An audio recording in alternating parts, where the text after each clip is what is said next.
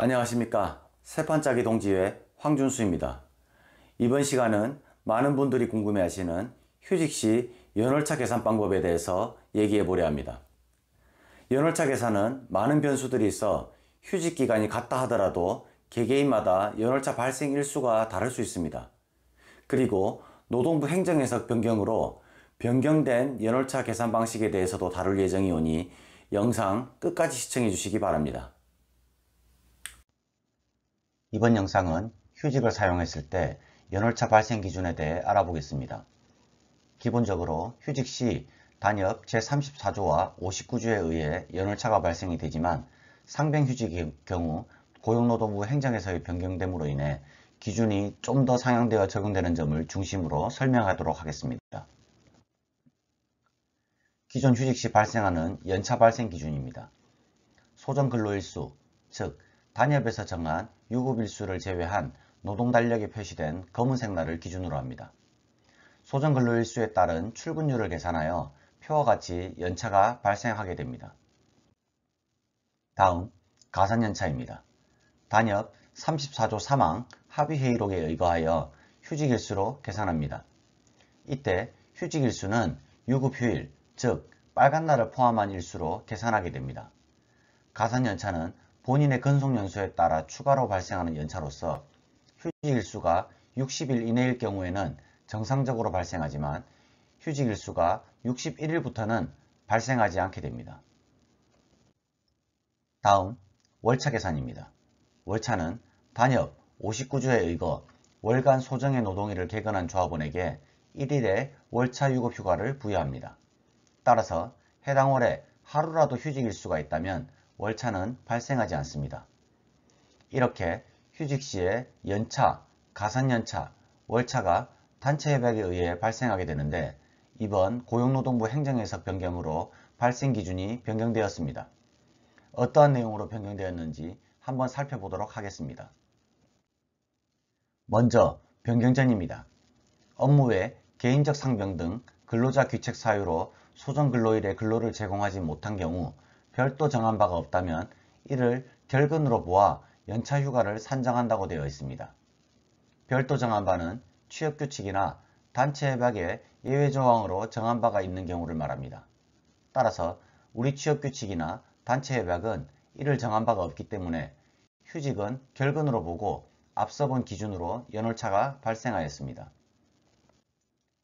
하지만 21년도 고용노동부 행정해석이 변경되면서 회사가 허락하에 부여받은 휴직은 근로제공 의무가 정지되는 휴직으로 보고 개인적 귀책 사유로 근로제공을 하지 않은 결근과는 다르다는 해석을 내놓았습니다. 따라서 휴직일수에 따른 연차 발생 기준도 변경되었습니다. 변경된 행정해석에 따른 연차계산법입니다. 연차휴가일수 곱하기 연간 소정근로일수분의 연간 소정근로일수 빼기 휴직기간 중 소정근로일수입니다. 이 공식을 대입하여 예를 들어 계산해 보도록 하겠습니다. 근속 15년의 A조합원은 최근 총 2달간의 상병휴직을 내고 복직하였습니다. 이때 A조합원의 연차 발생일은 어떻게 되는지 계산해 보겠습니다.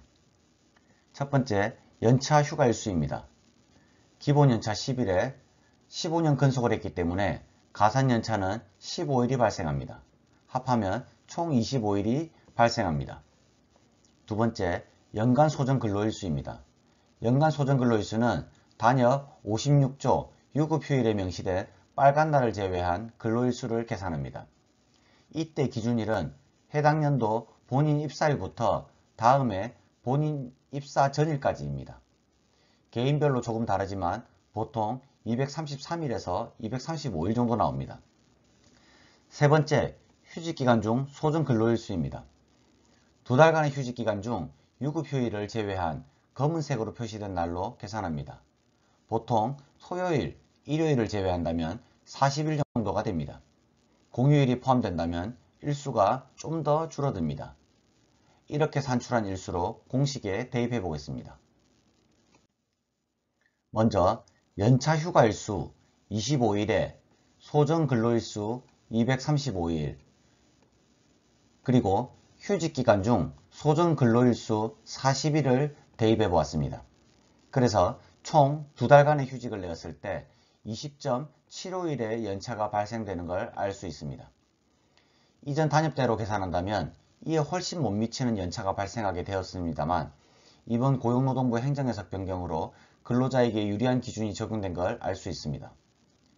이 계산은 같은 2달간의 휴직이라도 개인 입사일마다 또는 휴직기간 중 공휴일 일수마다 조금씩 다를 수 있으며 본인의 기준에 맞게 정확하게 계산하여야 합니다.